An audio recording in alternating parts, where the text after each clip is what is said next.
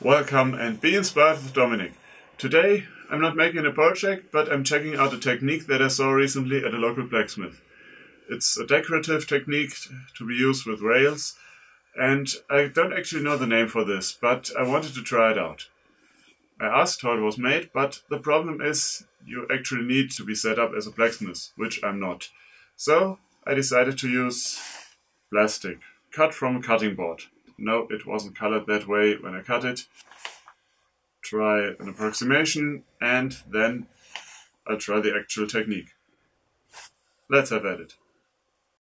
Before cutting them to roughly square on the table saw, I should have cleaned up the cutting surface, which is naturally pretty rough. Since I did not do that, we will at least know which face is which moving forward, which at this point is an utterly useless information to have. I use a marking gauge to find that center. Flipping the piece over helps me know whether my eyeballed center line is actually on point. Usually this gives me two lines to cut between, and that's very intentional. And sounds much better than that I should have reset my gauge and marked again. I use my scroll saw here, whereas on metal I have been told that there are special thin cutting discs that you could use.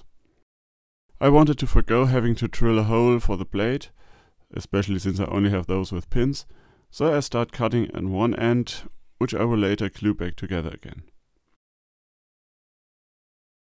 Then I make a series of cuts halfway into two of the four square parts of the blank while holding the piece at a 45-degree angle.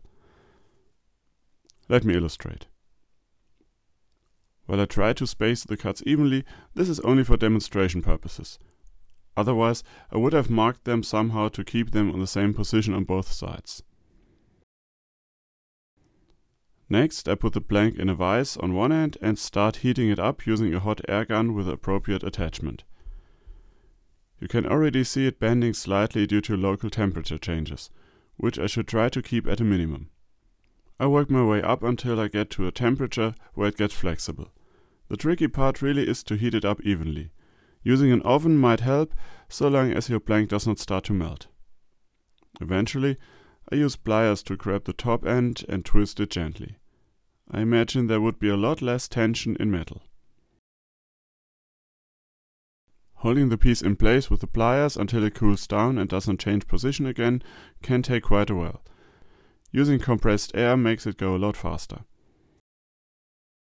And as a final touch, mainly to make it easier to see, I add some colors to it. So I gave those three versions the color makeover, and it also helps to see the details. This one is pretty boring.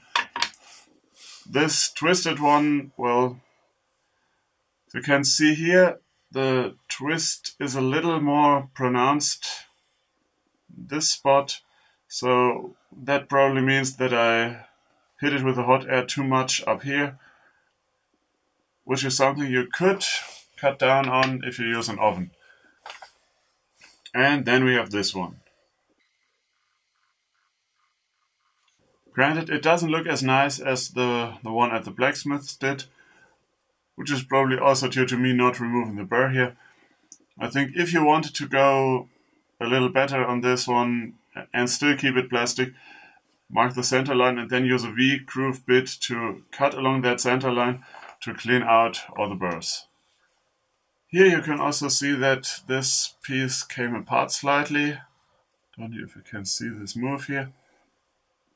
But overall, I think it illustrates the technique, and it also serves as a practice piece, at least for me. I hope you can use that in some way, maybe have the ability to use it on metal, and I love to see the results you get. Thanks for watching, let me know what you think, please subscribe to my channel for more inspiration, and as always, remember to be inspired.